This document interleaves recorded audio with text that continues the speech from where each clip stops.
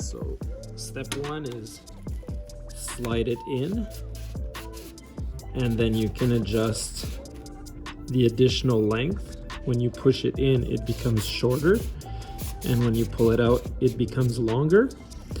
And then you'll see here when you close it like that, it's still turning, but if you turn it,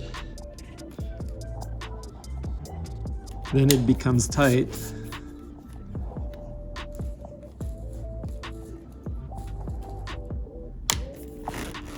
And it won't move anymore, and your paddle's ready to go.